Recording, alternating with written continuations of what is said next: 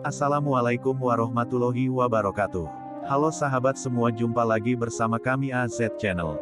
Pada kesempatan kali ini kami akan menceritakan kisah Nabi Ilyas alaihissalam. Kisah Nabi Ilyas memang tidak akan pernah bisa lepas dari kisah Nabi Ilyas alaihissalam, karena pada saat Nabi Ilyas masih muda, beliau tidak pernah ketinggalan mengikuti dimanapun Nabi Ilyas alaihissalam berdakwah.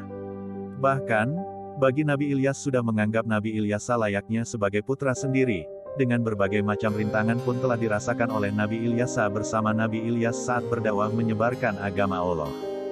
Dalam kisah kelahiran Nabi Ilyas tidak begitu banyak sumber yang menceritakannya. Seperti yang kita ketahui, Nabi Ilyas hanya diceritakan bahwa beliau lahir dari keluarga yang sederhana.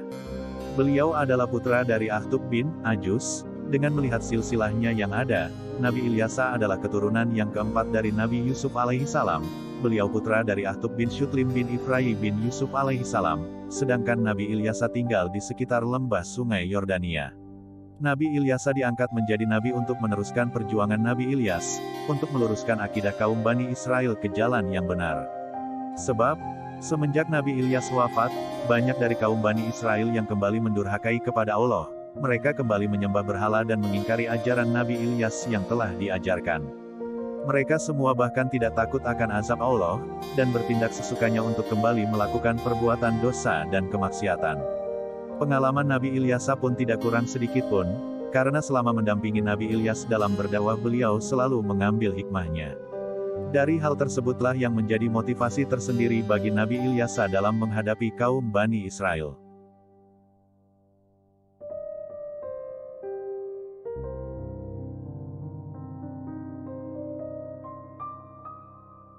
Diterangkan dari berbagai sumber, bahwasannya kisah kehidupan Nabi Ilyas berawal dari kisah Nabi Ilyas saat bersembunyi di rumahnya.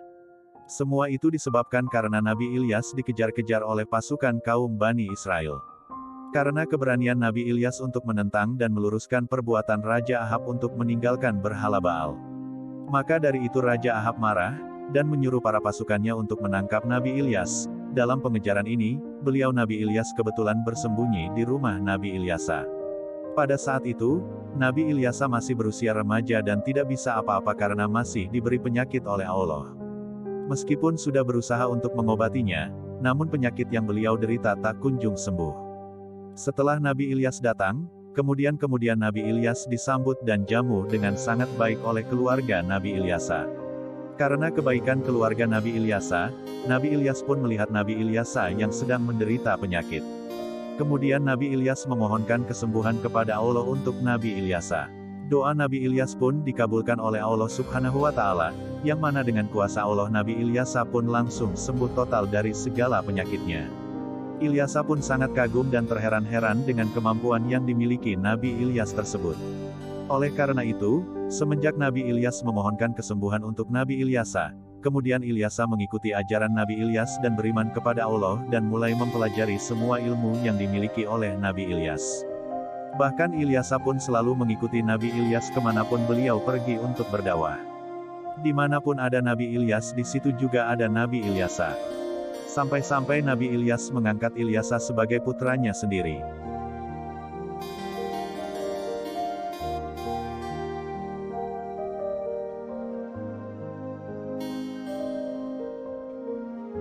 Setelah Nabi Ilyas wafat, kemudian Nabi Ilyas diangkat menjadi nabi untuk meneruskan perjuangan Nabi Ilyas dalam berdakwah.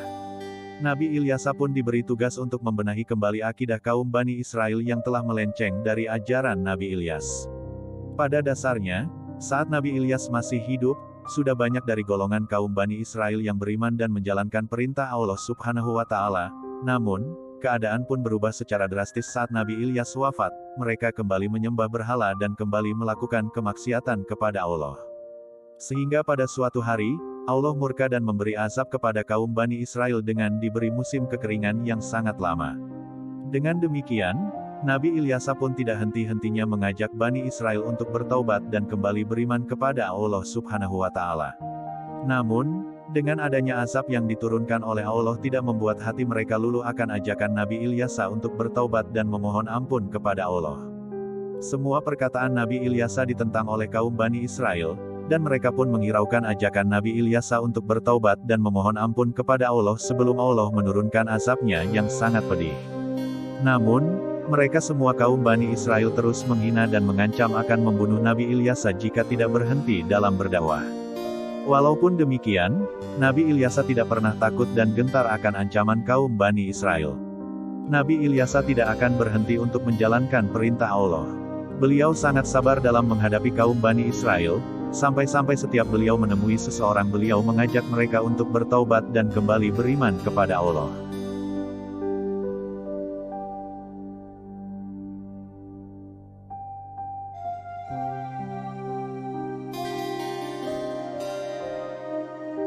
Demi memantapkan hati kaum Bani Israel dalam dakwahnya, Nabi Ilyasa diberi mukjizat oleh Allah, yakni bahwa Nabi Ilyasa mampu menghidupkan orang yang sudah mati. Ternyata, upaya Nabi Ilyasa tidak sia-sia, dikit demi sedikit kaum Bani Israel mau bertaubat dan beriman kembali kepada Allah.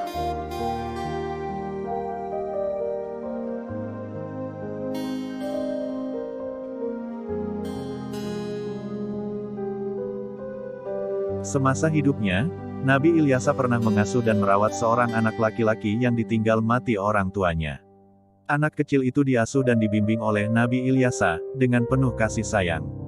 Sebelum wafat, Nabi Ilyasa sempat berpesan agar pengikutnya tetap merawat dan mengasuh anak yatim itu dengan baik. Ketika kaum Nabi Ilyasa hijrah mencari tempat lain, anak yatim itu juga ikut serta.